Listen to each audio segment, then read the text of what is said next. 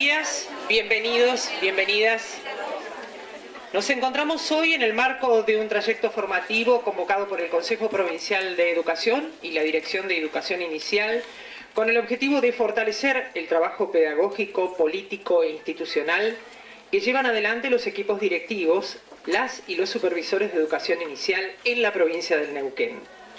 Se encuentran presentes la presidenta del Consejo Provincial de Educación, profesora Glenda Temi, la coordinadora de niveles y modalidades, profesora Verónica Crespo, directores de niveles y modalidades, y en particular la directora de nivel inicial, Lorena Almendra. La vocal en representación de los docentes de rama inicial, primaria y especial por el sindicato ATEN, la profesora Fanny Mancilla, supervisores, supervisoras de la provincia, directores de escuelas infantiles y jardines de infantes. También la profesora de la Universidad Nacional del Comahue, Beatriz Celada, de la Facultad de Ciencias de la Educación, y nuestras invitadas especiales que tendrán participación especial en este acto, en este encuentro, que las vamos a ir nombrando a medida que ellas vayan entrando en actuación. También hay profesores de Instituto Superior de Formación Docente, institutos de formación docente, directoras de taller didáctico, directoras generales de educación inicial, jubiladas, supervisoras de educación inicial jubiladas, así como referentes que trabajaron en la actualización del diseño curricular en el año 2019. Bueno, algunas de estas personas, el profesor Adolfo Corbera, la profesora Paula Nim y la profesora María Fernanda Allende. Este espacio nos invita a repensar nuestra tarea en clave de consolidación de sentidos, estructuras, vínculos, prácticas y decisiones que hagan posible una educación inicial cada vez más justa, potente y transformadora. Este encuentro tiene como eje y se denomina Ciclo para la puesta en marcha y consolidación de la escuela infantil, una educación inicial para las niñas y los niños docentes y familias, del hacer docente a la producción de saberes. La puesta en marcha y consolidación de las escuelas infantiles y jardines de infantes merece nuevos análisis y reflexiones para la toma de decisiones y la consolidación del proyecto a nivel nacional y especialmente en la provincia del Neuquén, ya que es una línea política de la gestión del Poder Ejecutivo Provincial para el periodo 2023-2027. El compromiso de la Dirección Provincial de Educación Inicial de asumir la conformación y la consolidación de espacios de reflexión y análisis hacen a la construcción de dispositivos diversos a partir de un trabajo colaborativo con el equipo de supervisores y equipos directivos. La revisión de las variables didácticas en tiempos de nuevos paradigmas a nivel local y global exige a los responsables y las responsables de la toma de decisiones en las instituciones de nivel inicial acompañar los cambios en marcha. Para ello se presenta este programa de trabajo continuo que abona a la construcción de acciones colaborativas en cada institución, a fin de diseñar un modo común de trabajo y de gestión a nivel provincial coordinado por la Dirección Provincial de Educación Inicial del Consejo Provincial de Educación. En cada jardín y en cada escuela infantil se gesta el comienzo de las trayectorias escolares, pero también se siembra el deseo, la curiosidad, la palabra, el juego. Consolidar estos espacios es poner en valor no solo la existencia, sino su potencia pedagógica, su capacidad de transformar vidas desde el primer vínculo con la escuela. Desde cada rincón de nuestra provincia, la educación inicial se construye como territorio pedagógico diverso. La consolidación de jardines de infantes y escuelas infantiles es una tarea urgente y estratégica. No se trata solo de infraestructura o materiales. Hablamos de construir el lugar simbólico, institucional y curricular que el nivel inicial merece dentro del sistema educativo. Y para eso, el rol de los equipos directivos y de las y los supervisores es clave. Son quienes pueden garantizar la centralidad pedagógica, promoviendo la mejora continua y resguardando el sentido profundo del trabajo con la primera infancia. Invitamos ahora a que nos dirija unas palabras en primer término la directora provincial de Educación Inicial, la profesora Lorena Almendra.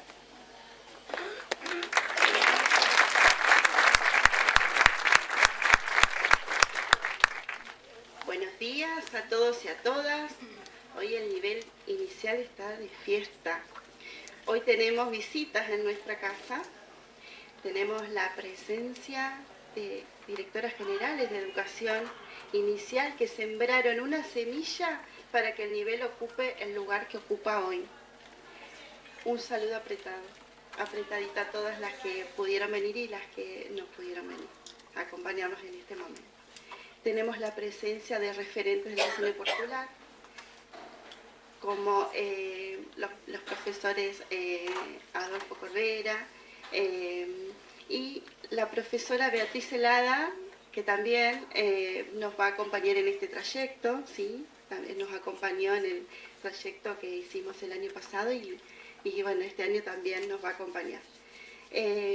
Nos visitan también referentes del sindicato ATEN, quien también nos acompaña en este trayecto, y también compañeras directoras y directores de niveles y modalidades con quienes esta dirección articula en forma permanente. Y por último contamos con la presencia de jefatura de supervisión y los supervisores de equipos directivos de toda la provincia. Hoy celebramos un desafío, pero no es cualquier desafío. Se trata de escuchar las voces de quienes están en el territorio y de aquellos que albergan niños y niñas de la provincia en las instituciones, los equipos directivos. La puesta en marcha y consolidación de las escuelas infantiles y jardines de infantes merece nuevos análisis y reflexiones para la toma de decisiones y consolidación del proyecto a nivel nacional, pero especialmente en nuestra provincia, ya que es una línea política de la gestión del Ejecutivo Provincial para el periodo 2023-2027.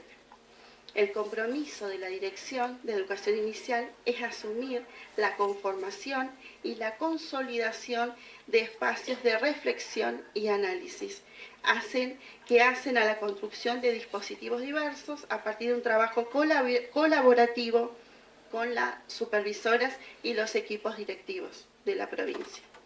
La revisión de las variables didácticas en tiempo de nuevos paradigmas a nivel local y global exigen a los responsables de la toma de decisiones en las instituciones de nivel inicial acompañar los cambios que se vienen. Para ello, presentamos un programa de trabajo que acotado, pero que abona a la construcción de acciones de trabajo colaborativo en cada institución para construir un modo común de trabajo y gestión a nivel provincial, coordinado por la Dirección de Educación Inicial. Como dirección nos enorgullece contar con la presencia de la doctora en Educación Mónica Fernández País, quien estará acompañando este trayecto en la provincia. Creemos y tenemos la convicción de que este trabajo vamos a revisitar las prácticas, pero sobre todo el desafío de nuestro diseño curricular de la mano de quienes estuvieron en su gestación. Por este camino vamos. Gracias a todos y a todas por acompañarnos en este momento tan importante para esta dirección. Muchísimas gracias.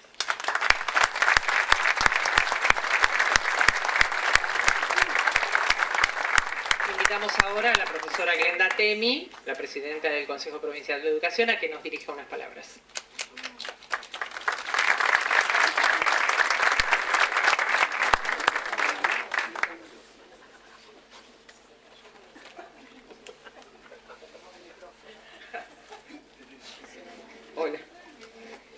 Hola, buen día, ¿cómo están? Bienvenidos a todos, a todas los y las que han recorrido varios kilómetros para estar acá, agradecidos. Porque esta es una instancia de encuentro, de reencuentro para muchos de quienes venimos trabajando en el nivel hace muchísimos años. Contarles hoy que la idea es dar continuidad al trabajo y al esfuerzo que muchos hemos puesto, siempre enalteciendo el nivel. Hemos sido parte de otras instancias como la actualización curricular hace algunos años y vimos la necesidad de reforzar esas decisiones, esas definiciones que tomamos juntos, interactuando, docentes, la gente de la mesa curricular, a mí me tocó, por ejemplo, desde la formación docente participar y avanzamos muchísimo y necesitamos seguir fortaleciendo todo lo que pudimos generar oportunamente y avanzar con decisiones políticas para acrecentar justamente todo lo que fuimos haciendo. Entonces, una definición para nosotros desde la jurisdicción muy particular tiene que ver con empezar a pensar las trayectorias educativas desde sala de uno. Y entonces estamos abriendo las puertas y por eso queremos consolidar las escuelas infantiles en cada rincón de la provincia. Y lo acompañamos con otras determinaciones que trabajamos en cuerpo colegiado, que ayudamos a pensar, como la dupla pedagógica. La dupla pedagógica es un logro bien neuquino. Es una posibilidad que tenemos en Neuquén que tenemos que aprovechar y acá les voy a pedir un gran favor.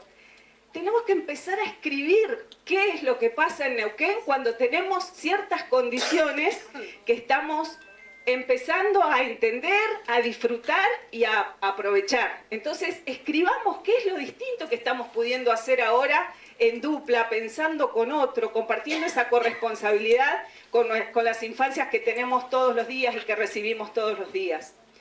Digo la dupla, digo esto de ahora somos escuelas infantiles porque hacemos lugar a los más chicos, porque tenemos condiciones para que eso nos pase y porque nuestro primer compromiso es abrir los jardines de infantes, ahora escuelas infantiles, para que ocurra la educación. No ayudamos a nadie a cuidar. Nuestras escuelas infantiles tienen una gran misión desde el primer día, educar.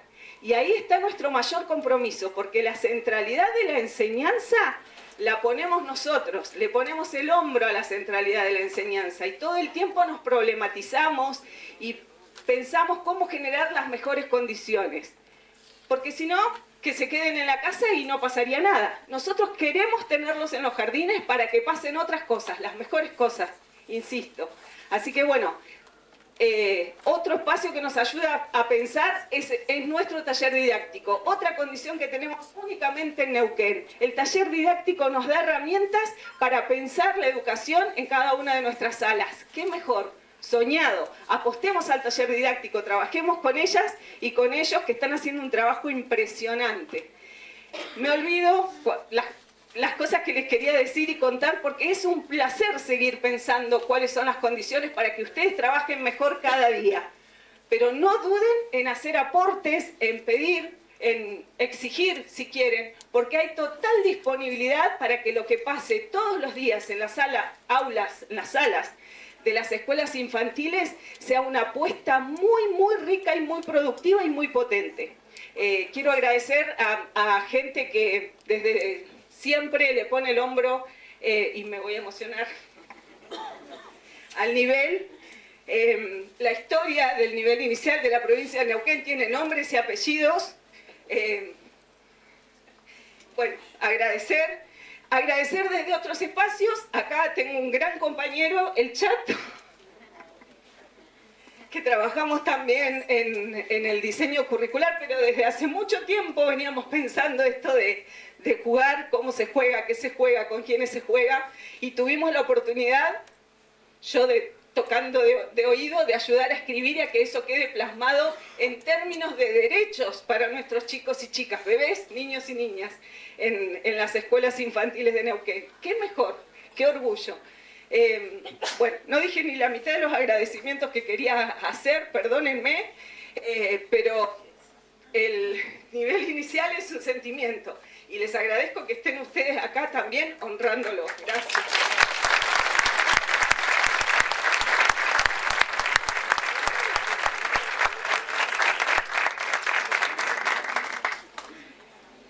Nos enorgullece contar con la presencia de la profesora Marcela Betelu, que es docente neuquina, que nos propone participar ahora de la muestra La vestimenta de las maestras, que es un original del Museo de los Jardines de Infantes, del Museo de las Escuelas. Ella no quiere que le haga mucha presentación, así que solo les voy a decir que la profesora Betelu es psicopedagoga y profesora de Jardín de Infantes. ¿Está bien? Bueno, ahora entonces vamos a dar paso a la muestra.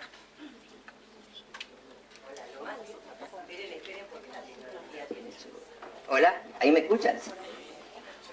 Empezamos mal, Glenda, con tu emoción, ¿eh? ¿Qué hago ahora?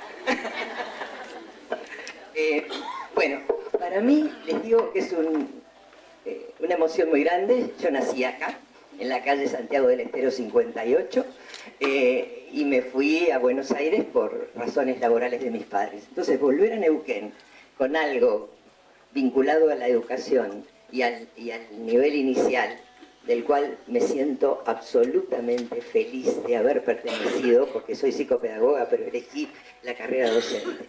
Y agradezco mucho a la gente de Neuquén, Glenda y todo su equipo, Lorena y el hermosísimo equipo que acompañó absolutamente en todo, a Mónica, que va a, desde la platea, sumar sus saberes expertos, y les voy a contar o les voy a mostrar algo que hicimos entre lo que era el Museo de las Escuelas al cual pertenecí, digo era porque ya no pertenezco más, y el Museo del Traje, que desgraciadamente nuestro presidente cerró hace poco en Buenos Aires, haciendo réplicas de los trajes de las maestras jardineras desde la época de Sarmiento hasta la actualidad. Pero para que la sorpresa y la emoción vaya increyendo y la historia también, vamos a empezar de ahora para atrás. Esta es la historia del traje nuestro, de quienes nos antecedieron, de quienes fueron las gestoras de la escuela pública, la cual la seguimos sosteniendo a pesar de muchas cosas. Bueno, empezamos. Vamos a empezar por los primeros delantales. A ver, yo traje algunos modelos. ¿De cuándo son? ¿Cómo de cuándo son? Claro, contá de cuándo son. Estos son de ahora.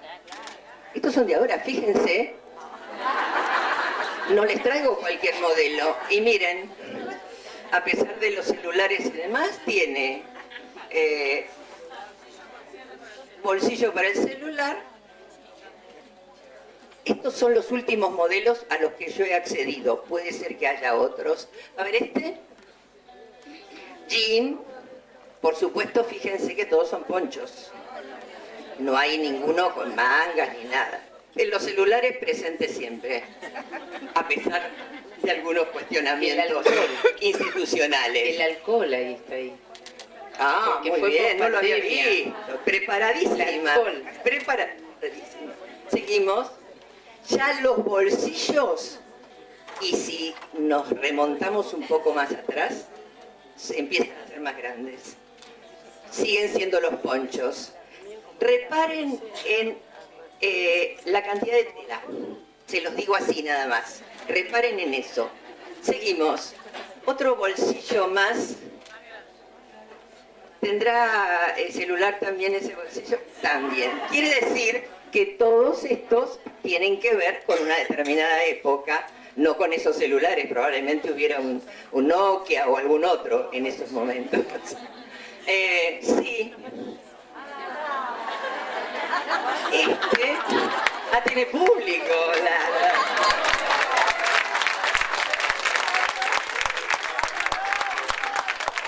Por eso, yo sabía que tenías público. Por eso, este delantal es de avanzada. Porque se usaban las mangas largas, pero en un momento dado, y cuando el verano era un poco caluroso, miren, ¿qué tal? Ese no lo tenían, ¿no? A ese modelo. Es decir, no se animaban al poncho, o no nos animábamos, porque yo en esa época estaba trabajando, pero en el verano teníamos... Muy bien, muchas gracias. Marcela, ¿será que sucedía la barbaridad de la maestra con manga corta? Claro. Porque las maestras con manga corta no existían. eran maestras. Por eso digo, fue la primera transgresión antes de los ponchos, cuando ya se cortaron y ya no hubo nada. ¿Seguimos? Ya estos son los típicos que vendía Saber, que era una casa que quedaba en la calle San Juan, y esos delantales con bolsillos, que las debe haber usado muchas, sirvieron como recurso para nuestros grupos, siempre en eso guardábamos juguetitos, pañuelitos, todo lo que a veces estaba por ahí. ¿O qué? Participen,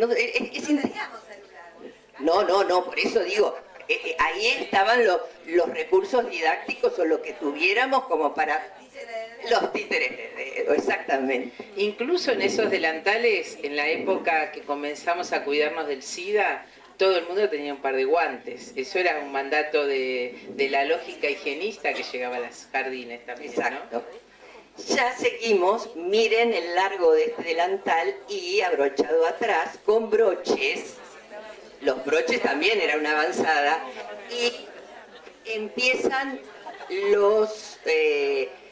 las puntillitas, los detalles. Es como que ya teníamos que innovar.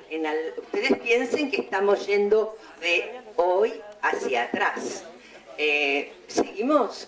Yo puedo decir algo de ese delantal, además de puntillitas, además de guardapol de bolsillo grande, también se usaban los broderí, los broches. Sí. Esa época del broderí es la época que se usaban las invitaciones a los actos escolares, las tarjetas formales a las autoridades que se hacían todas llenas de trabajo. El corte calado, que se trabajaba. ¿Se acuerdan del corte calado? No digan que algunas no lo hicieron. Con el papel vegetal y todas esas tarjetas. Eve Duprat en esa época decía, en vez de tanta tarjetita, ¿por qué no se ponen a trabajar con los nenitos? Había algo que nos decía Margarita Ravioli y alguien que está acá, que fue compañera mía, que después se las voy a presentar.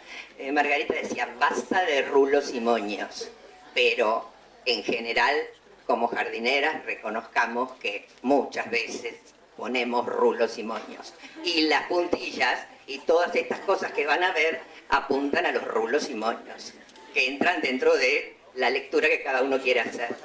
Pero las transgresiones siempre estaban. Pasen.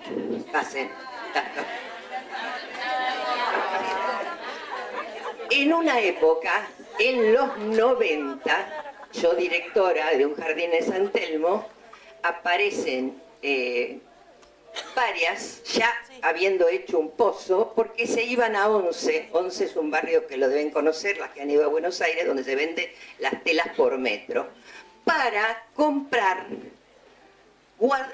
cuadrilles en rojo, aparte se ponían de acuerdo, en rojo, en azul, en verde, para hacerse guardapolvos para todo el mundo. Resulta que... el cuadrillé y el escocés. El escocés, sí. Bueno, esperen que lo encuentre. Entonces, yo dije, ¿pero qué están haciendo? ¿A quién se están pareciendo? Piensen, ¿quiénes usaban delantales con otras identificaciones y de otros colores? ¿Qué? Escuelas privadas. Entonces, ahí me puse en directora y leo el artículo 197 del reglamento escolar que dice, le dije a las jardineras que estaban en la misma situación que ustedes, es original, en algún lado lo lograron al objetivo. Dice, vestirá con sencillez, decoro y pulcritud, debiendo tal vestimenta adecuarse a las tareas que desempeña conforme su rol. Usará para todas las actividades que cumpla delantal cuadrillé celeste.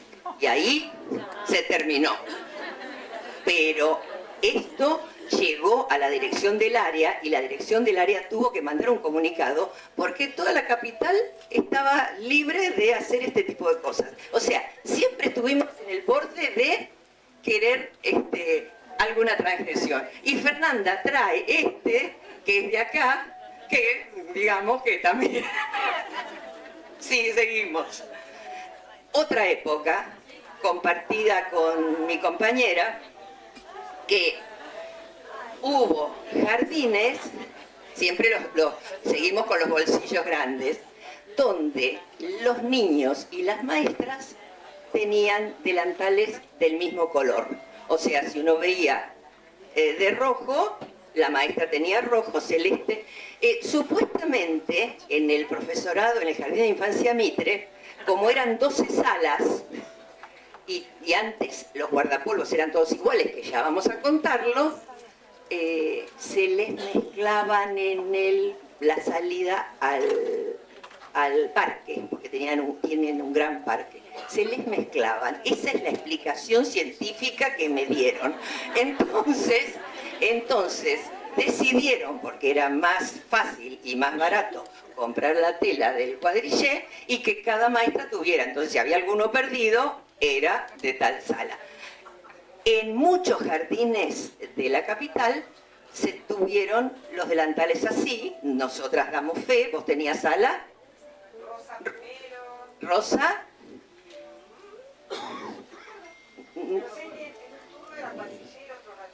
Eso era en el Mitre, en el nuestro no, porque era jornada simple. Yo tenía sala celeste y teníamos delantales. Eso duró poco tiempo porque la situación económica hacía que cuando pasaba de un año a otro tenía que estar cambiando. Tenía 2 o 3 chicos, tenía amarillo, verde, rosa, etcétera, y se acabó. Otra vez deben haber leído el artículo 197 y todo el mundo tuvo exactamente el mismo color. Marcela, pero además, ahí lo que pasaba es que además a un golpe de vista, es una frase que conocemos mucho los docentes, no solo se controlaba al grupo, que no los perdiera, controlabas a las maestras. Si estaban, los equipos directivos con los grandes resabios de la dictadura. Entonces, a un golpe de vista había que controlarlo todo. ¿Seguimos? ¿Quién viene?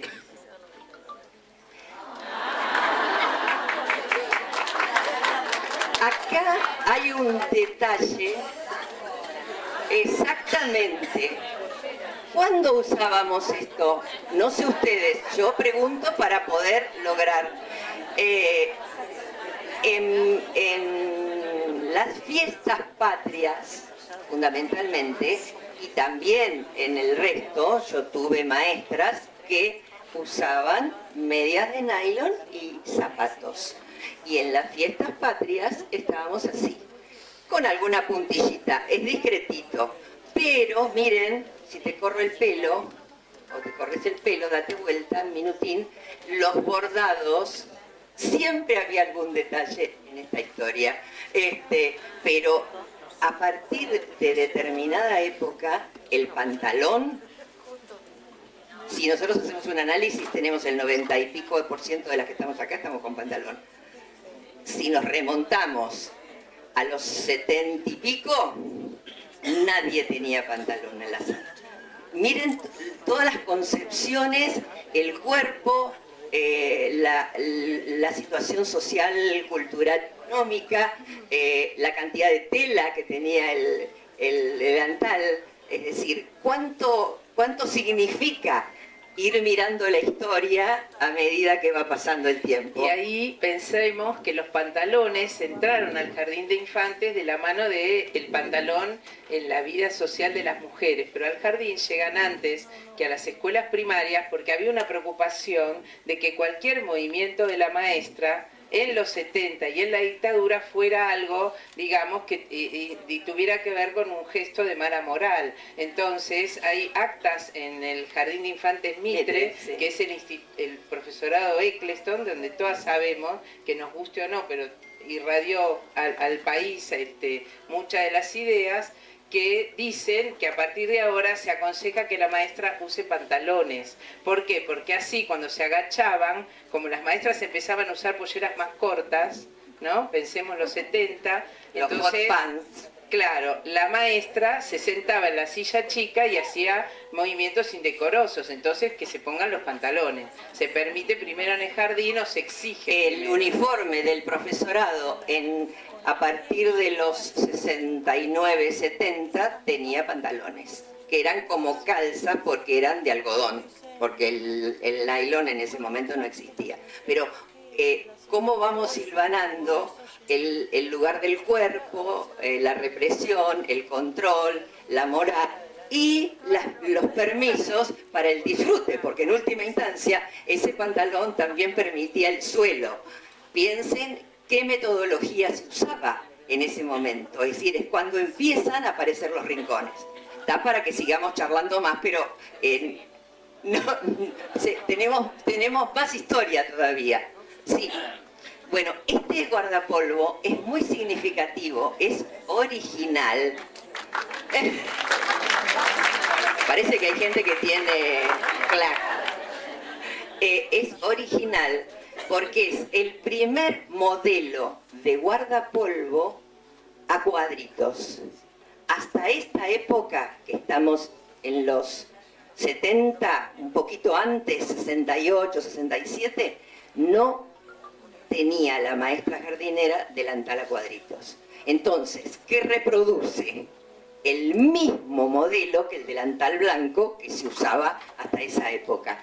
Por eso lo cuido mucho, porque es original. La gente del traje, que hizo otras cosas que ya van a ver, dijo, tenés que hacer una réplica porque está muy usado y muy gastadito, pero lo quiero mucho porque de alguna manera simboliza el cambio entre una época y otra muy importante, que tiene que ver con lo metodológico y con el rol de la maestra jardinera y con la apertura de jardines de infantes. Estoy hablando de Buenos Aires siempre porque este proyecto surge allá, la apertura masiva de jardines de infantes en la ciudad de Buenos Aires.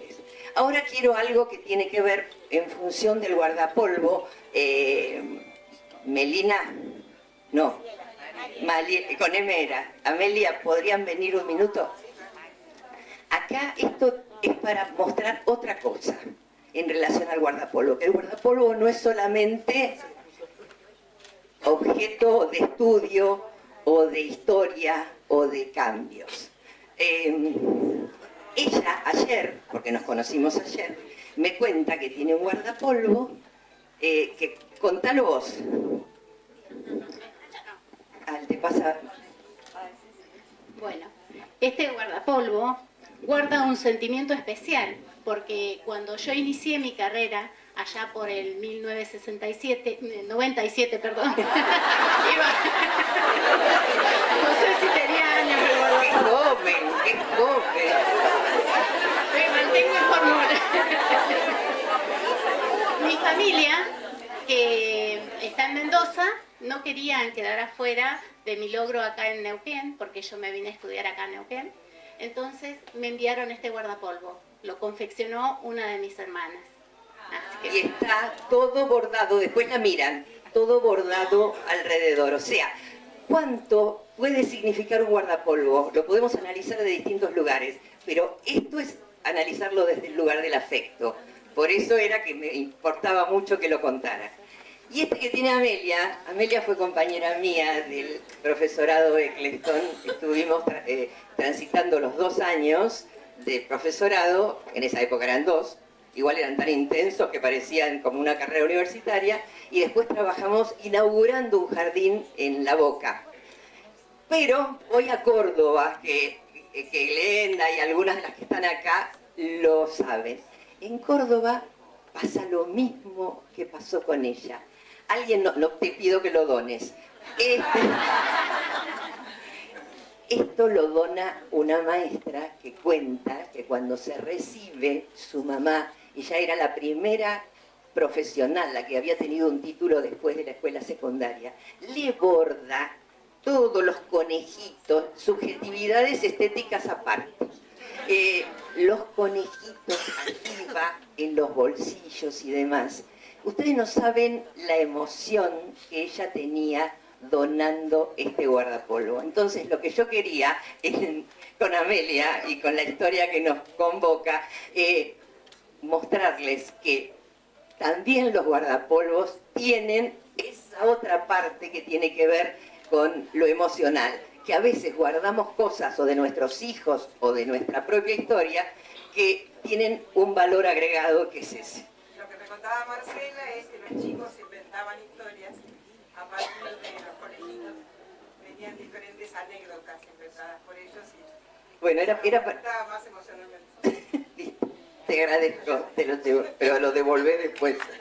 Bueno, ahora pasamos a otro. Gracias por compartirlo, porque me parece que es muy lindo compartir otras cosas.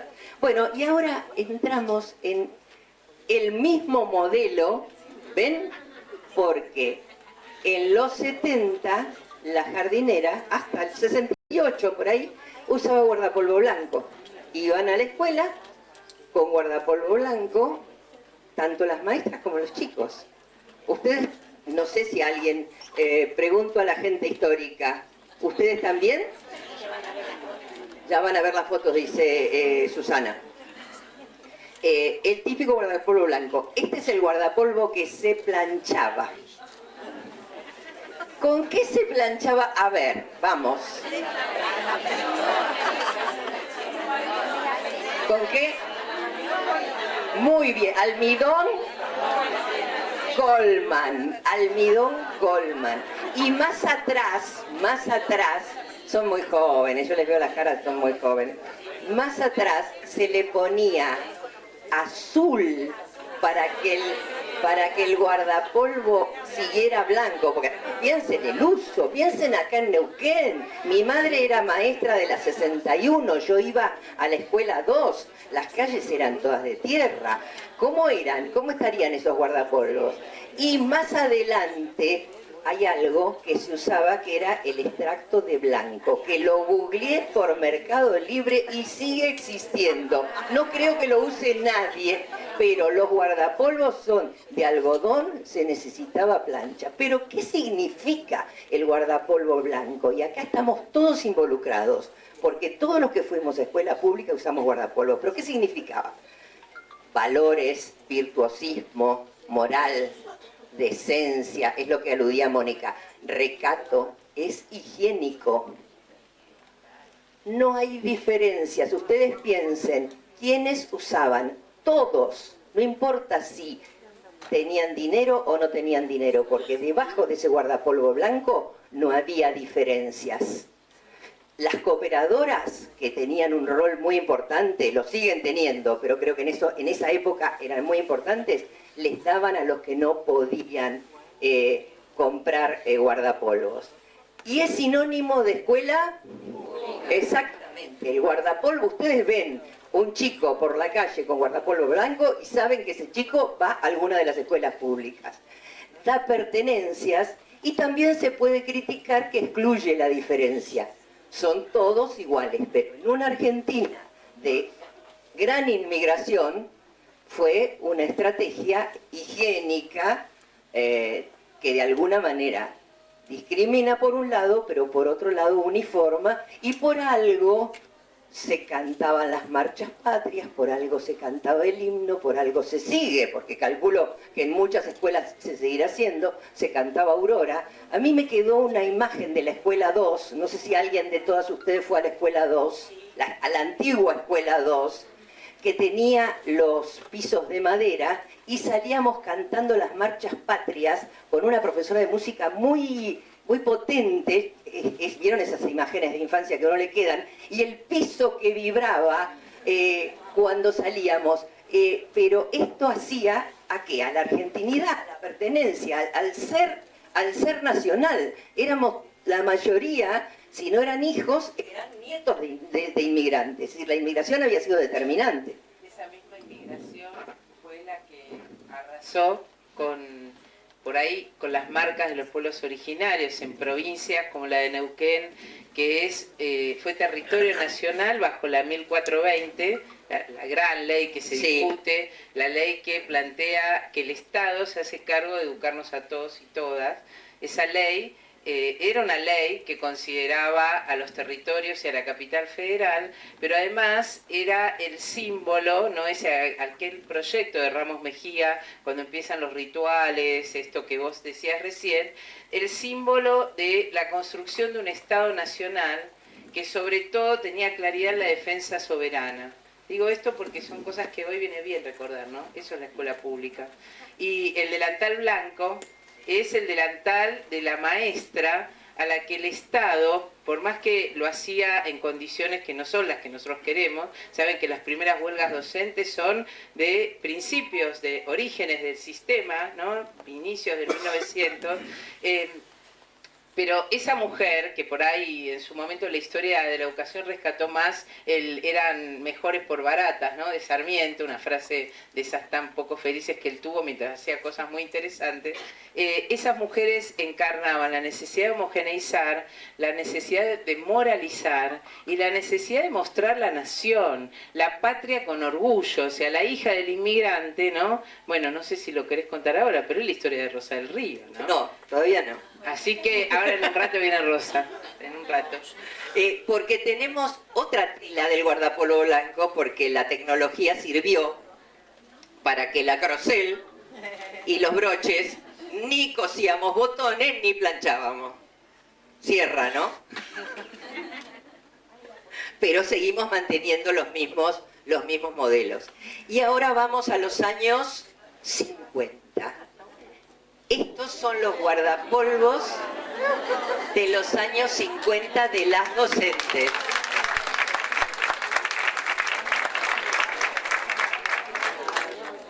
Con las tablitas, como eran los guardapolvos de las escuelas públicas, abotonados atrás, adelante, y algunos estaban abotonados atrás, reproducían casi el modelo. Yo creo que en algo que van a ver después se ven los guardapolvos donde se ven a todas las maestras con los delantales que tenían casi el mismo largo y por supuesto, como las ven, abajo de la rodilla, pero con zapatos y medias y medias.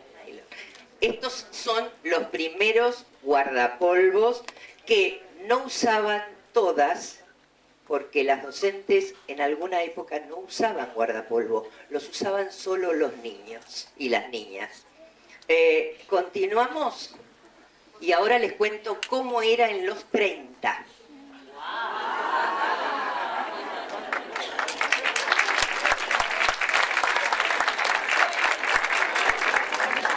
Y les voy a leer el relato de alguien que fue al jardín del Normal 1, Córdoba 1950, Beatriz Capizano, profesora de alguna de nosotras o alguna de ustedes habrá leído o ha tenido la enciclopedia práctica preescolar, se llamaba, claro.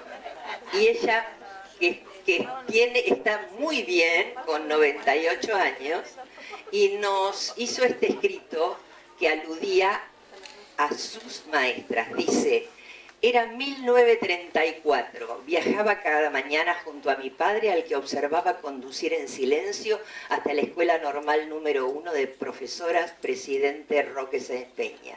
Se entraba al jardín por Riobamba. Tras la verja se accedía a un veredón estrecho, ajardinado, y luego de pocos escalones a la puerta imponente de madera y rejilla de hierro. Adentro, olor a madera sólida y lustrada, a tizas y a cocoa caliente. Tenía 5 años, un delantal blanco y una valija minúscula, símil cuero, pespunteada de amarillo, que custodiaba los bizcochos canales que mi madre reponía puntualmente. Las maestras no usaban delantal. La mía, contaba los nombres, era rubia, elegantísima, dulce en el trato, severa en la exigencia. Usábamos el material froebeliano y hasta que llegó el mobiliario definitivo, porque el mobiliario, hago un paréntesis, venía de Alemania. Froebeliano. ¿Se entiende, no? Lo que estoy diciendo. Y hasta que llegó el mobiliario definitivo, unas sillitas de Viena con nuestro nombre en la parte interna del bastidor y que nos llevábamos a casa al finalizar el curso. O sea, cada uno llevaba su sillita. Desde el recuerdo me llegan los nombres y nombra a sus maestras, mientras suena lejano un coro de voces infantiles que corean la melodía. El patio de mi casa es muy particular, se moja cuando llueve igual que los demás. Y como yo le dije, sí, Beatriz, es muy lindo, pero me falta el tema de la ropa. Entonces me escribe: las maestras en el aula vestían con sus trajes de calle. Había una que me parecía una viejita de cabellos blanco y tapado negro largo. La directora, me parece que es ese, el rol que te tocó, siempre elegante, lucía en los actos su cuello de zorro. Llegaban a la escuela con sombrero y tapados de piel. Nosotras usábamos delantales blancos con tablas, lazo en la cintura, cuello redondo blanco para que no se vieran la prenda de distintos colores y moño de organdí en el cabello. Esa era la escuela pública de la década del 30. Y ahora... No, y a eso voy a sumar que cuando uno revisa el archivo de la Normal 1 de la Ciudad de Buenos Aires, la Normal 1 que dicen la versión extraoficial de la historia, que en realidad es la segunda escuela normal, que la primera es la Mariano Acosta, muy nombrada en los medios de comunicación, pero esa era de varones. Entonces los varones dijeron, bueno, dejémosle que ellas tengan el 1. Entonces cuando se crea la normaleza, es un edificio muy particular que está emplazado, quienes conocen la Ciudad de Buenos Aires, justo enfrente del edificio de lo que era las viejas obras sanitarias, el edificio del lugar del agua, ¿sí? Que es un edificio de mármol, es muy lindo, y la normal es de igual. Cuando uno revisa el primer libro de inscripciones, se encuentra que los que iban a la escuela normal número 1 eran los hijos del hacendado, del usurero, así decía el libro, fíjense que tenían orgullo de prestar plata, ¿no? Diferente que ahora, del abogado, del comerciante, es decir, a la escuela, al Normal 1, al jardín de infantes del Normal 1, no iba el posible hijo de un obrero, como es ahora, que van los hijos de los porteros de los edificios de la zona, ¿no? Plena Recoleta es ahora. Bueno, paralelamente a esto, Beatriz Arlo escribe en un libro que se llama La máquina cultural, que se los recomiendo si no lo leyeron, hay un capítulo que se llama Cabezas rapadas, cintas argentinas. La tía de Beatriz Arlo, Rosa del Río, directora, hija del sastre. Tenía como destino picar los cuellos de los trajes, pero ella quería ser maestra normal nacional. La maestra normal nacional tenía garantizado el ascenso social, salir de casa, ir al mundo público, ¿no? Era esa maestra que tenía orgullo, pero también tenía un mandato. Y entonces Rosa del Río no era cualquiera, además la tía de Sarlo, ¿no? Bueno, y les leo un poquito nada más, donde dice, ese primer día de clase los chicos entraron a clase y yo salí de la escuela. Busqué una peluquería, escuchen, busqué una peluquería. Me acuerdo perfectamente que el dueño se llamaba Don Miguel y le pedí que con todos sus útiles de trabajo me acompañara a la escuela, que yo me hacía cargo de la mañana que iba a perder.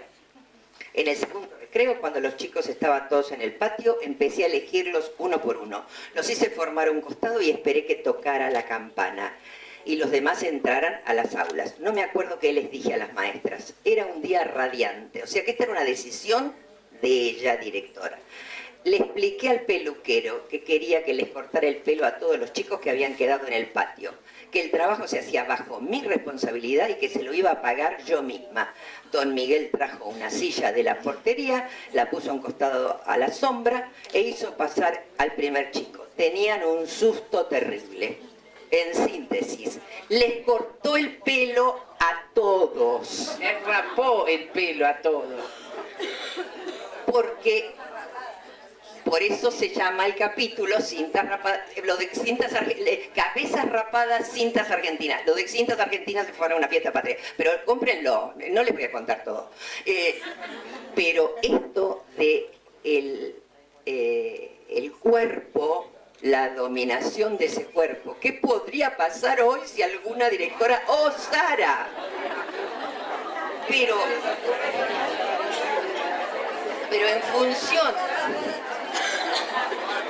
en función de lo que significaba el higienismo, en función de lo que significaba mostrar limpieza, cuidado, todo lo que probablemente en las casas de estos chicos no sucedía, sucedía en la escuela. La mamá de alguna manera en algún lugar se estaba dando cuenta que algo sucedía. Aparentemente un hermano de Rosa del Río le dijo en un almuerzo de un domingo, a vos te van a terminar denunciando, porque realmente el abogado se dio cuenta. Dos reclamaron. Pero parece como que los chicos estaban muy bien con el pelo corto. Entonces es como que esta decisión sirvió porque ella era la directora de Olaya, así lo dice en el libro, y Olaya en las fiestas tenía que conocerse como esos son los chicos de la escuela de Olaya, es decir, el rol de ella como directora. Qué importante que es. Por supuesto que estoy contando algo extremo, pero qué importante que es el rol de un director en una institución, cuando hay un compromiso. No importa, no estamos juzgando la Rosa del Río, estamos hablando de lo que significa el compromiso frente al otro, frente al niño, frente al que está viendo modelos de aprendizaje, de forma, de cuidado.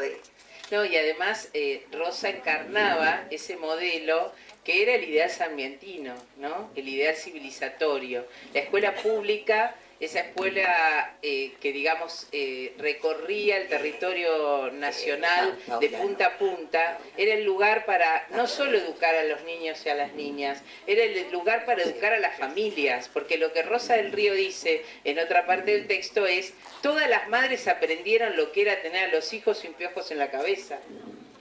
Todas las madres entendieron que había que lavarle la cabeza y desarmar las trenzas de las nenas, porque a las nenas no las rapa, pero les desarma las trenzas. Para la época era tan grave como la rapada.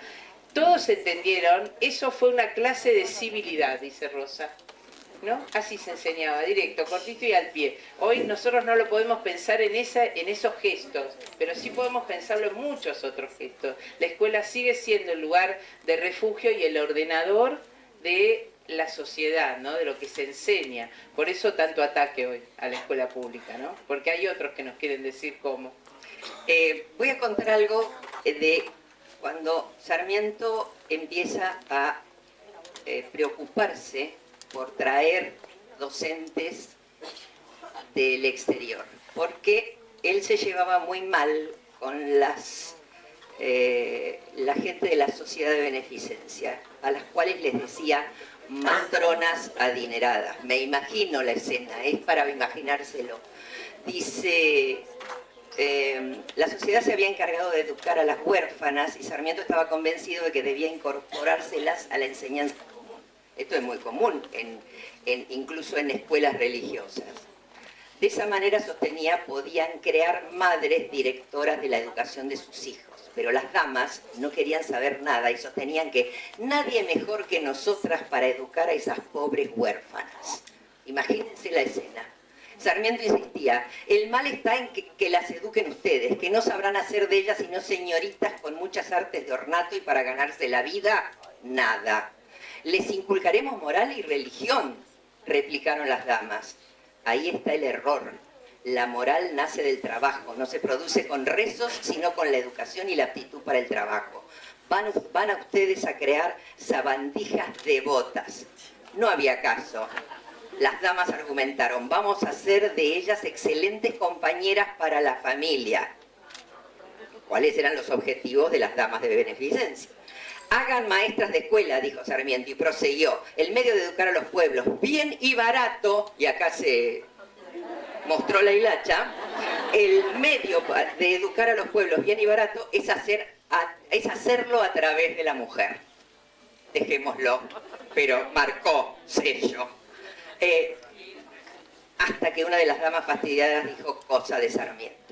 Y les cuento algo y hago otro paréntesis y les creo otro deseo, si por ahí. Hay un libro nuevo que salió que se llama Te serviré, de Paula Vistañino, que habla de la fe, poder y disciplina, el plan del Opus Dei, donde traían a chicas del interior a Buenos Aires para que fueran, de alguna manera, esas sabandijas devotas que sirvieran a la gente y les enseñaban a cocinar, a lavar, a planchar y no volver a sus lugares de origen. O sea, ese libro muestra lo que Sarmiento les cuestionaba. Es un libro de hace muy poquito, les cuestionaba a la sociedad de beneficencia.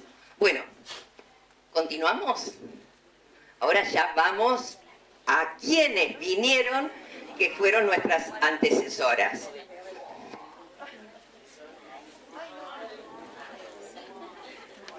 A ver si se dan cuenta qué rol tenía.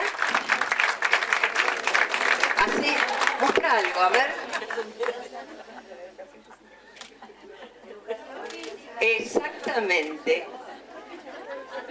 No. Enrol, ponete en rol, seria. Estas eran las profesoras de educación física porque Sarmiento decía que tenían que ser, esperen que tengo textos, juegos gimnásticos tenían que hacer, porque aseguraban la mayor perfección de la raza por la fuerza, la belleza y la gracia. E incluye en la presidencia de Roca, a través de la ley 1420, esa ley es maravillosa, la gimnástica como parte de los contenidos mínimos de instrucción y prescribe la frecuencia con la que deben aparecer en el horario escolar. Las clases diarias, continúe por favor con el ejercicio, las clases diarias de las escuelas públicas serán alternadas con intervalos de descanso, ejercicio físico y canto, artículo 14. Es decir, esto lo pauta Sarmiento cuando vienen las maestras norteamericanas. ¿Quién es la que le susurra lo del recreo? Contalo que no es lo la sé Juana bien, Manso, es su amiga directa, un hombre que tenía un respeto por las mujeres en muchos sentidos. Después cuando nos quedemos solas puedo contar otras cosas, pero porque me da pudor en público. Pero Sarmiento era un hombre que tenía un respeto especial por la mujer y entonces él creía en las posibilidades, no solo maternales, sino en las posibilidades políticas y de pensar. Entonces su amiga, su confidente, su cómplice en la pelea unitaria que llevaban adelante en la época, es Juana Manso. Juana Manso estaba completamente convencida de que las escuelas no podían tener a los chicos sentados copiando horas y horas y que había que tener recreo. Entonces él la convence, y la otra que lo termina de convencer es su amiga norteamericana, que es la famosa Mary Mann. En realidad es Mary Peabody, la hermana de Elizabeth Peabody, la creadora de los jardines de infantes en Estados Unidos, de los kindergarten en realidad. Y entonces Mary y Elizabeth escriben guías, que eran guías afroebelianas. Él lee eso, Juana Manso lo convence y él es un artífice clave en la escritura de la 1420, en la pelea con todo el sector católico, ¿no? Representado por Estrada, Pedro Goyena y otros tantos que son los que eran los maridos de las mujeres de la sociedad que leía. Y una de los epígrafes de Sarmiento dice: no debe usarse miriñaque durante la gimnasia. No me digan que no es para qué. Bueno, así llegaron las maestras cuando daban gimnasia. Y ahora, ¿dónde está la que sigue? Estamos diciendo que no haga caras desde que empecé, no le estaría saliendo.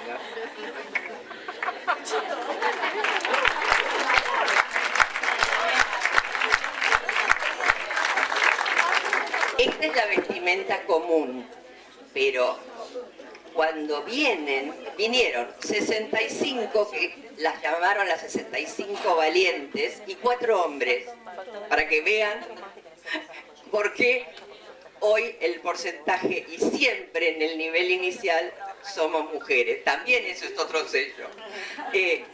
Porque en 1878 la población escolar de 1.500.000 niños, 1.250.000 no iban a la escuela. Había hechos muy puntuales que tenía Sarmiento. No solo se peleaba con las damas de beneficencia, tenía estadísticas para poder reclamar la llegada de estas docentes. Logra, con el devenir de los años, porque no fue que vinieron todas juntas, ustedes piensen venir en barco de Estados Unidos, el tiempo les pagaba bien, dicen que les pagaba pesos oro, que era un sueldo atractivo, que el sueldo corría desde el momento en que se subían al barco. ¿Qué? La toma de posesión era cuando se subían al barco, era una manera de que las estaba involucrando. Pero resulta que, claro, ellas llegan a La Pampa en barco, al puerto de la ciudad de Buenos Aires. Ese puerto anclaban los barcos como a 20-30 metros de la costa. Tenían que... No, evidentemente. Las carretas entraban, las alzaban.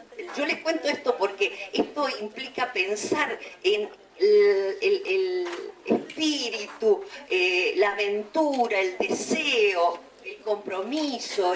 Podemos agregar un montón de adjetivos que tenían estas mujeres, porque evidentemente es muy loco pensarlo. Imagínense tener que irse, imagínenselo al revés, irse ustedes a Estados Unidos, a un lugar que no sabe qué, tienen que ir en barco, sin saber inglés. No es chiste, piénsenlo a la inversa.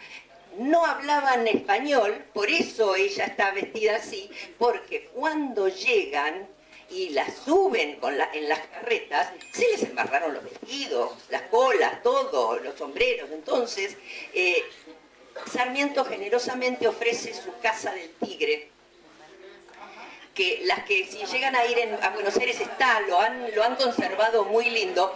Y tenían 4 meses, miren qué bien que venía la cosa, les pagaban cuando se subían al barco y después tenían 4 meses para aprender el idioma, bastante poco. Porque después, a través de varios escritos, que Mónica, como es historiadora, por eso da datos tan lindos y tan interesantes, el planteo era que él quería que fueran a San Juan, a Tucumán, a Catamarca, a Paraná, donde se crea el primer jardín de infantes. Imagínense, después de haber hecho el viaje en barco, después de haber llegado, después de haber ido a aprender español, irse a los distintos lugares del país para fundar jardines de infantes. Tenían problemas con la vivienda, porque decían que ningún cuarto tenía ventanas, solo tenían puertas macizas y que daban a una galería. ¿Pero por qué no tenían ventanas? Por los ataques, por los robos que podía llegar a haber. Ustedes piensen en las casas coloniales cómo eran las ventanas. Eran muy chiquititas, y piensan las pocas que se han conservado. Decían, una que estaba en Tucumán, solo hay 4 casas, además de la escuela, que tienen vidrios en sus ventanas. Yo les estoy contando esto para que se sitúen en las condiciones en que vinieron. Una que estaba en Corrientes. Vivimos en una cueva. Cuando las tropas insurrectas amenazaban, ahí comprendieron que las casas tenían una sola salida, igual que los fortines, para estar protegidas. Los baños no existían. Salían las domésticas o las empleadas y lo tiraban a la calle. Es decir, no es la comida puchero o asado. Nada más.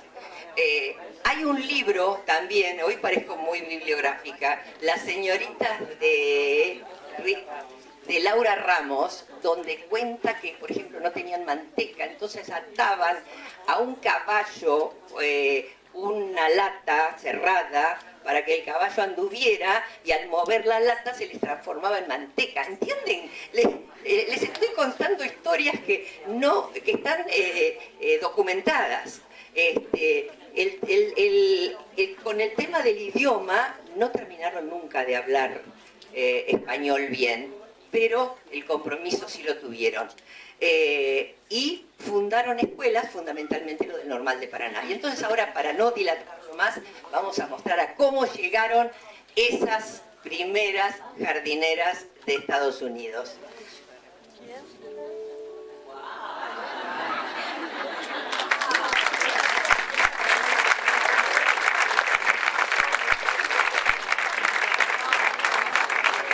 Este es el vestido polizón, que se llama porque da la vuelta para que vean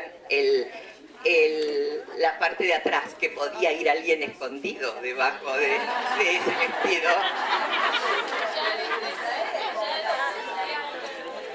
Ese es el vestido. Así llegaban las jardineras, con todo ese espíritu, pero con el compromiso. Y gracias a que fundaron los jardines en todo el país, es que hoy nosotras también estamos acá. O sea que les quiero dar un aplauso a ellas, fundamentalmente. Sí. Así las ven, den toda la vuelta.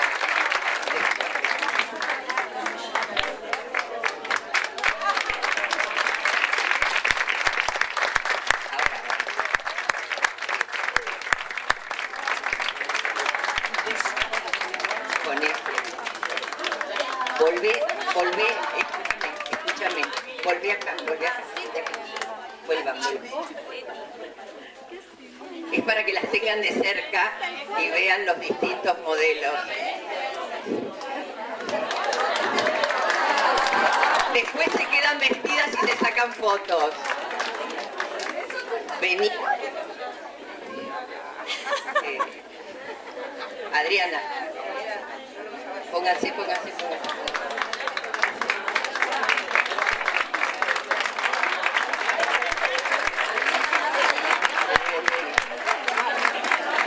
Bueno, y ahora, ¿Chigli está acá?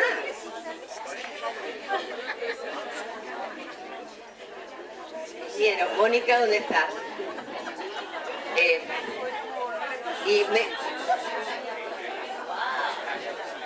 Sí, porque no es tan fácil, ¿eh? No es tan fácil estar con esos trajes. Bueno, y yo creo que lo que tiene, todas somos jardineras y felices, o por lo menos yo, hablo por mí, de haberme puesto el delantal a cuadritos siempre. Voy a seguir a ultranza defendiendo la escuela pública. Creo que es un momento clave, bisagra en nuestro país, de pensar que lo público, porque para algunos es lo único. Piensen esto, para algunos lo público es lo único que se tiene. Entonces, si no somos nosotras, no va a haber alguien más que pueda sostenerlo. Por eso me importa mucho el delantal de Adriana, donde dice jardines maternales, escuelas infantiles, públicos. Así que, gracias.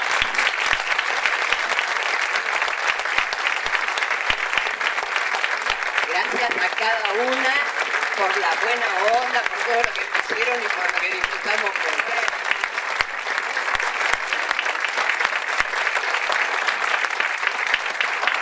Bueno, bien. Sí, lo único que...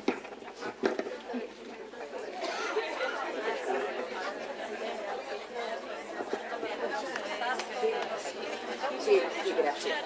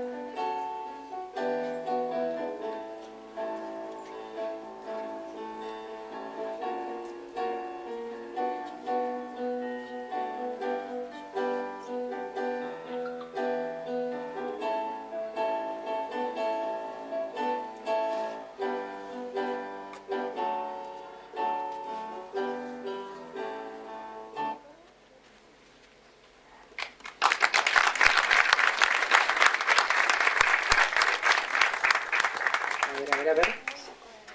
Bueno, muchísimas gracias a la profesora Marcela Betelu, a las participantes, a las organizadoras de la muestra, también a Mónica Fernández País, que estuvo haciendo algunas acotaciones muy interesantes e importantes.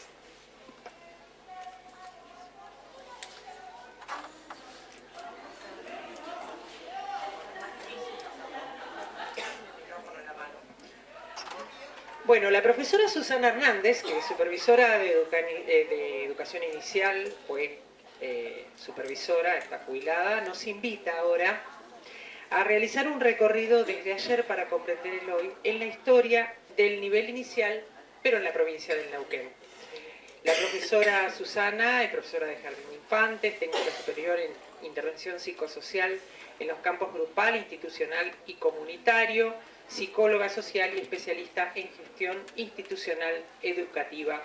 Y entre otras funciones fue directora provincial de nivel inicial de Neuquén, también supervisora titular del nivel inicial a cargo de distintos distritos educativos y participó en la construcción del Plan Educativo Provincial como parte de su extensa trayectoria. Le invitamos entonces a que nos instruya un poco, que nos cuente de la historia del nivel inicial en la provincia del Neuquén.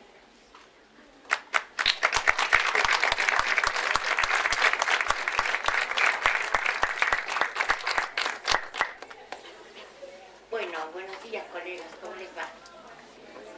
Es una grata satisfacción ver tantos rostros conocidos, otros más nobles, y encontrarme acá en el auditorium, ¿sí? Que lleva el nombre de la profesora Cristina Diana Storioni.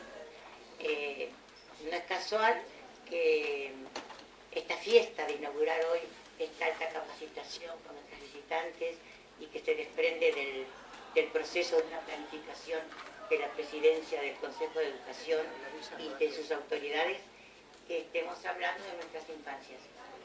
Hablar de nuestras infancias es hablar de nuestro nacimiento, es hablar de nuestra impronta. La que habla es neuquina, formada acá en Neuquén, hija de padres neuquinos, 7 vecinas, así que si cualquier cosa que me equivoque le pido disculpas.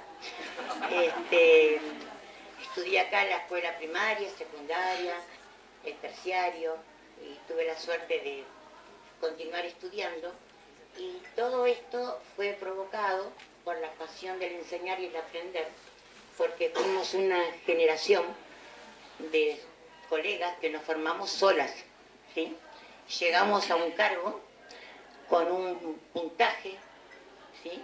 Una posibilidad de ascenso, pero nadie nos esperaba con un escritorio, una silla, una palabra, un abrazo para decirnos esto hay que hacer, porque nivel inicial terriblemente joven. Y también veníamos de la mano de la experiencia construida y atravesada de la mano de primaria, ¿sí? La valoración y las connotaciones que nos dieron nuestros pares fueron todas muy distintas. Neuquén, como su nombre lo dice, significa pujanza, fuerza. Y fue la pujanza, la fuerza y el atrevimiento y la convicción de aquellas jóvenes del ayer, hoy adultas, hoy ya mayores todas, que al sumar fuerzas nos fuimos multiplicando la energía y fuimos buscando, incansables, a veces insoportables. Pero bueno, también vino de la mano con el crecimiento del nivel inicial distintas formaciones docentes que nosotros las captábamos y las aprovechábamos y allá vamos. Para mí es un honor hoy que me da la mano Leo, ¿sí? Ella fue mi primer directora de jardín de infantes, ¿sí? Pero no solamente eso, fue la que con su santa paciencia nos sentaba en su salita, ¿sí? Y calmaba las ansiedades y ordenaba un poquito la cosa de tanto hacer, de tanto sentir y de tanto pensar. Leonor, yo creo que junto a la trayectoria de la profesora Cristina Storioni, que sembró una huella muy importante en la provincia de Neuquén, fue la que antecedió a otros pasos porque fue la primer docente que construyó las circulares técnicas de formación docente, ¿sí? Que las iba redactando, las iba elaborando a partir de las necesidades que iban surgiendo de las personas que estaban a cargo de los niños. Yo quería hacer un corte histórico, tengo un encuadre de 15 minutos para hablar y soy muy respetuosa de los tiempos otorgados. Seguramente que después continuaremos. Hice un recorte de la realidad, me voy a centrar en el origen del nivel inicial en Neuquén. El Neuquén del nivel inicial comenzó sus orígenes en el año 1954, donde se crea el Departamento de Aplicación de la Escuela General San Martín, con una sola sala, ¿sí? Esa sala estaba a cargo de la profesora, nosotros decimos a la profesora por respeto, ¿no? Ella siempre decía título supletorio, de la señorita Nelly Riva. Y fue sagrada, fue muy conocida y muy amorosa. Después, en el año 1962, nació nuestro querido Jardín de Infantes número 1, Padre José María Brentana, que llegó con la llegada de los salesianos, ¿sí? Con un mandato social muy importante. Fue a solicitud de la cooperadora Conrado Villega, los miembros, ¿sí? Y la Junta Vecinal de Neuquén, que se creó este jardín con el apoyo del Poder Ejecutivo. Nosotros tuvimos la suerte que desde Bahía Blanca, en búsqueda de una salida laboral, como lo hacen hoy muchos jóvenes y familias nuevas, llegaban a Neuquén familias de otras provincias. Ahí llegó la señora Gladys Mozzoni de Zapelli, nuestra primera directora del nivel inicial. Nuestra primera directora del Jardín de Infantes, que después fue nuestra primera directora de nivel inicial. Nosotros no teníamos formación docente, yo era una de las más jovencitas, formación docente académica. Entonces, la provincia de Neuquén, con las autoridades de aquel entonces, contrataron a personal técnico del Instituto Bernasconi de Buenos Aires, que en tiempos de receso escolar formó, capacitó a docentes, ¿sí? Maestras normales nacionales, para que tuvieran una aproximación a lo que era un niño del nivel inicial, nivel preescolar del ayer. El Instituto Bernasconi fue nuestro padrino. Fueron cursos acelerados de 3-4 meses y volvieron en reiteradas oportunidades. Después nació el Instituto Superior del Profesorado de Cipolletti de Río Negro, que fue la base fuerte de formación de nivel inicial, que dio origen a la Universidad del Comahue y después con el profesorado de nivel inicial. Nosotros podemos decir que Neuquén es una y es tanta. El nivel inicial creció gracias a la llegada de docentes de todas las provincias. Y esto no fue fácil para la gente que tuvo que conducir las instituciones, porque llegaban docentes de Salta, Jujuy, Ushuaia, de todas las provincias. Entonces, como decía nuestra directora Gladys, esto es un clericó, Susana. Esto es un clericó. Tanta paciencia tenía, pero el día era corto con sus horas para contener una dirección humanista, una dirección técnica, pero una dirección desde el ayer conductista, y había que cumplir determinados objetivos, etcétera, etcétera. Y entonces esto siguió sucediendo y llegó la época del Chocón, nuevas salidas laborales, y seguían, y eran pocas las que teníamos título de profesoras de jardín de infantes, y tuvimos la suerte, la gracia, porque nos merecíamos, digo yo, que todas estas personas llegaron con algo muy rico, llegaron con su personalidad, sobre todas las cosas. Tenemos una niña que llegaba con todas las novedades de Buenos Aires. Imagínense en un jardín infante, clausura, jardín número 1, todas somos de acá, viene la extranjera, vos quién sos. Era muy difícil albergar con amorosidad al extranjero, con amorosidad. Entonces, en el construir, en el día a día, fuimos bichando algunas cuestiones interesantes que no nos atrevíamos a veces a concretar por los encuadres de formación que teníamos. Pero algo muy importante que se sumó a la personalidad fue la experiencia que trajeron los docentes de otras provincias, ¿sí? Una experiencia rica, ¿sí? Construida también con las mismas cuestiones que pasamos nosotros. Pero tenían una diferencia. Tenían lineamientos curriculares, que no lo vamos a analizar ahora, tenían un ordenamiento interno, tenían reglamento interno de funcionamiento del nivel inicial. Nosotros no lo teníamos. Entonces, en nuestras bibliotecas existían todos los diseños curriculares de la gente que llegaba con su marco teórico.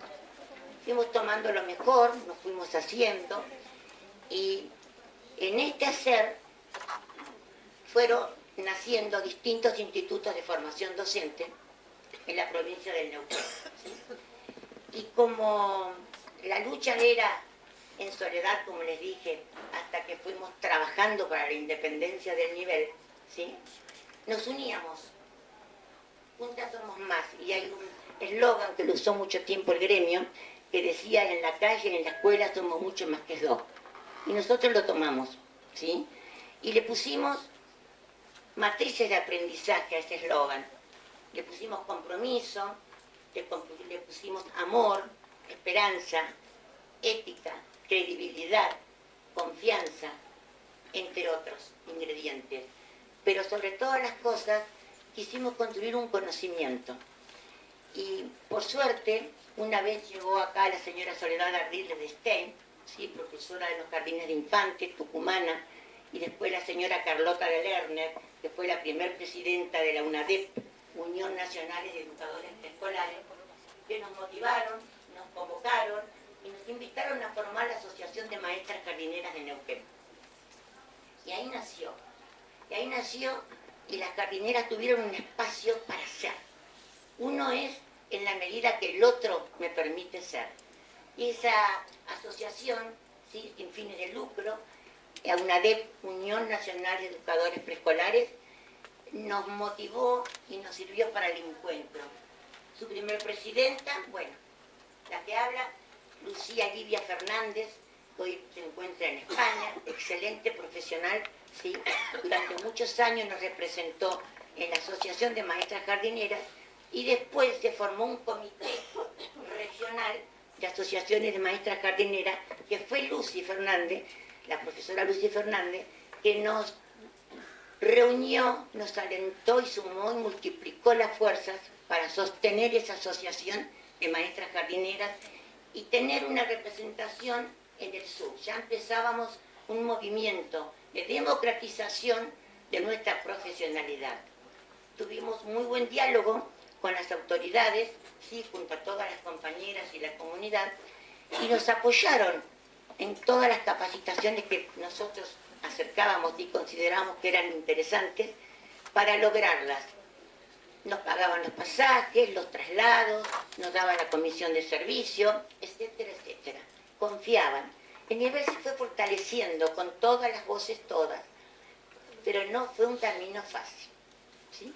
Y cuando digo no fue un camino fácil, fue un camino de lucha para lograr la independencia, porque la Asociación Maestra Jardinera, representada por la UNADEP, la Unión Nacional de Educadores Preescolares, que después se transformó en la UNADENI, Unión Nacional de Educadores de Nivel Inicial, que bregaban la independencia del nivel.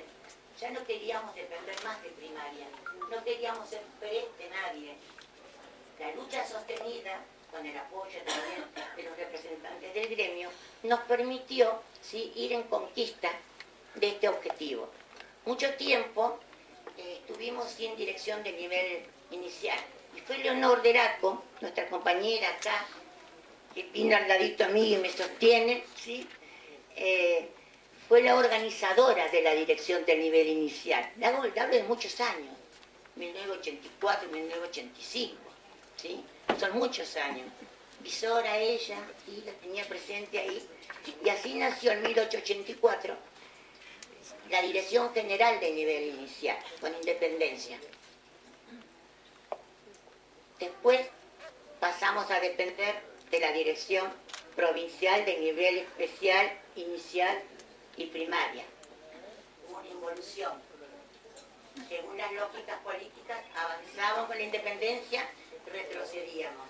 Pero nuestra persistencia, nuestra convicción de la importancia de la autonomía, ¿sí?, y del desarrollo profesional, hizo que hoy estemos en presencia de la Dirección Provincial de Nivel Inicial y jamás regresaremos hacia atrás. El nivel inicial creció muchísimo de lo cuantitativo y de lo cualitativo en distintos aspectos. El recorte que yo elegí hoy en este encuadre que tengo fue hablar de los orígenes. Los orígenes del nivel inicial fueron muy sabios, fueron muy cuidados, fueron muy respetados, ¿sí? Y cada día se fue cuidando más la identidad. Creció también en lo privado. En lo privado, el primer jardín de infantes privado, registrado e incorporado a la enseñanza privada, fue el Jardín Ardillita, que trabajó más de 50 años y ya cerró sus puertas. Pero también los que tuvimos la posibilidad de acceder a cargos directivos, a cargos de supervisión, nos encontramos en la soledad de la construcción. Aparece mucho tiempo la soledad, soy muy recurrente y la traigo constantemente, porque nosotros necesitábamos jefes de supervisores, necesitábamos personas que piensen junto a nosotros, y era tan complejo la Dirección de Educación Especial Primaria Inicial que el tiempo para nosotros era escaso y era un peso para los demás. Bueno, hasta que logramos este proceso y tuvimos algo muy importante en la Dirección de Nivel Inicial, antes de ser Dirección Provincial. Recuerden lo que les voy a decir. Tuvimos un petit equipo técnico. Petit. Ese petit equipo técnico estaba conformado por 2 fonoaudiólogas, una psicopedagoga, ¿sí?, y una asistente social prestada de primaria que le encantaba estar con los vecinos al lado en el nivel inicial. Y estas personas nos contenían, nos escuchaban nuestras problemáticas, nuestras inseguridades, nuestros miedos y también nuestras alegrías. Después se perdió. Tuvimos un equipo de supervisores importantes en relación a la cantidad de jardines y nos faltaba esto de contar con una jefa de supervisores que pudiera ser copensora con nosotros. Pero tuvimos la suerte de tener una directora del nivel inicial, ¿sí?, que la precedió después a la señora Gladys Mozzoni de Satteri, que fue la señora Mabel Julio de Berbel. Ella en el año 89, hasta el 2002, por ahí, fue nuestra directora del nivel, que todos los lunes nos reunían a las 3 supervisoras que estaban en existencia para recorrer toda la provincia. Y hacíamos un mapeo situacional, ¿sí?, de la realidad de nuestras bases. Y desde ahí comenzaban a surgir las circulares técnicas. Los supervisores tenían la autonomía para realizar circulares técnicas formativas, decíamos. Había circulares técnicas informativas, que era lo que bajaba de las autoridades, y circulares técnicas formativas.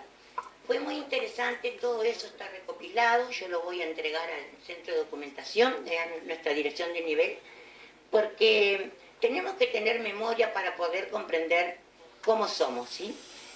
Lo más importante que yo les puedo decir, colegas, ¿sí?, que es una profesión muy, muy hermosa, pero tenemos que aprender a poner límite.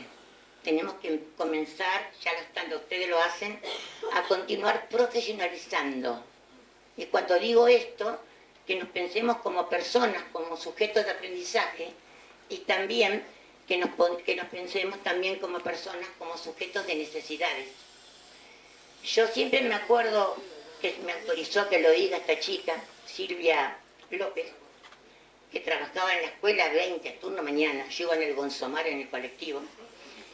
¿Y qué pasaba?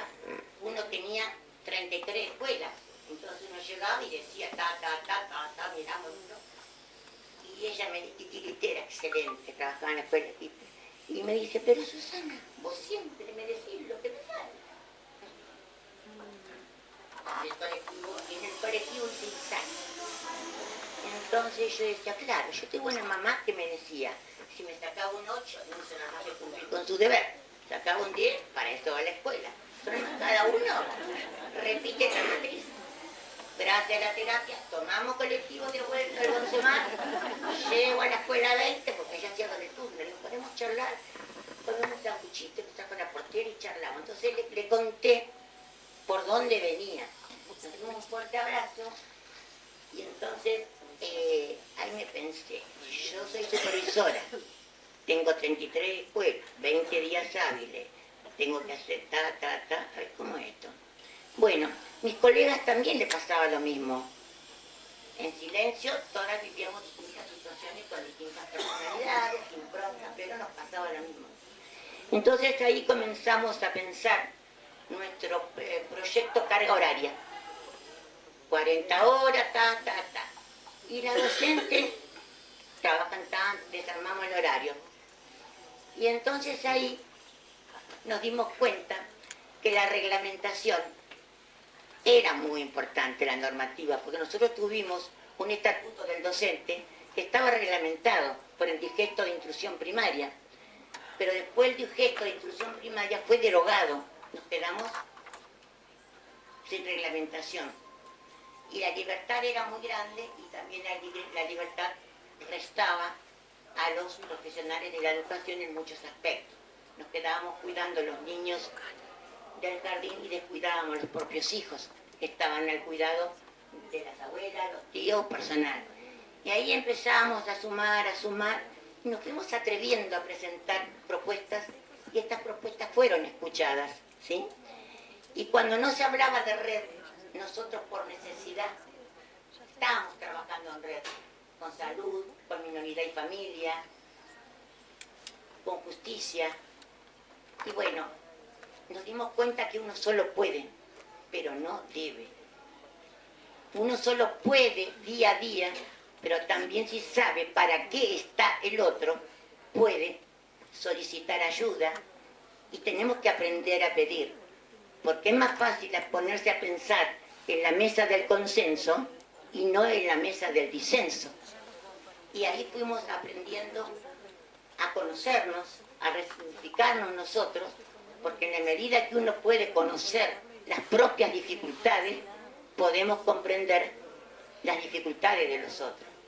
Fue un nivel inicial que creció con alegría a pesar de todo, muchísimo. Mucho hacer, mucha construcción, mucha gratificación, pero que hacíamos tanto que a veces no creábamos la pausa para parar, para encontrarnos como hoy, descubrirnos y hablar libre de ruido también, del propio de la institución. El nivel inicial, para ir redondeando, para no escaparme los 15 minutos, es un nivel que yo me honro de ser parte de él. ¿Y por qué digo me honro de ser parte de él? Porque creció sanamente, porque se ayornó, se abrió, buscó en la Universidad del Comahue a los profesores, nos daban autoridad para reclamar que las horas de extensión nos dieran capacitación, pero no a todos igual, sino que cada supervisora podría hacer su propio proyecto, pedir ayuda. Recordamos siempre a Mariela Marzola, psicóloga, ¿sí? Al profesor Espósito, Silvia Ginóbili, a tantas otras. Bueno, hoy nos acompaña Betty, pero hay que atreverse, hay que querer estar con otro. Uno solo puede, pero no debe. Y ahí encontrábamos muchas respuestas. Y yo les quería leer, si me permiten, me pasé, ¿cómo está? Tengo mi matriz, ¿vieron? Está cerradita alguna. Les quería leer esto, que me siento muy identificada, que dice: solo la lectura de la historia nos permitirá comprender que la cultura humana es un proceso y no la suma de hechos inconexos, que la sociedad que anhelamos solo podrá nacer a partir de la sociedad actual, que los hombres nuevos solo podrán emerger de la piel de los hombres viejos, que sepan transformarse. La historia sirve para comprender que la nueva sociedad por venir no puede aniquilar a la vieja sociedad, por defectuosa que sea, porque ella es la vieja sociedad transformada. Cuando leía esto, me veía en la resignificación y en la deconstrucción que hemos tenido, que he tenido, ¿sí? Y eso es el nivel inicial. Constantemente nos estamos construyendo, desconstruyendo a partir de la lectura de la realidad. La provincia de Río Negro fue pionera en la construcción del diseño curricular y nosotros nos motivamos, crecimos e hicimos un diseño curricular. Hoy hablaban de los momentos difíciles que vivió nuestro país en la construcción de la democracia, después de los momentos de situaciones que no quisiera recordar hoy. Fuimos construyendo democráticamente espacios de discusión. Esos espacios de discusión vinieron con la ejecución y el desarrollo del Plan Educativo Provincial, famoso PEP, Plan Educativo Provincial, que tiene su reglamentación. Cuando empezamos a investigar, ahí descubrimos que este PEP, Plan Educativo Provincial de Neuquén, tiene su reglamentación.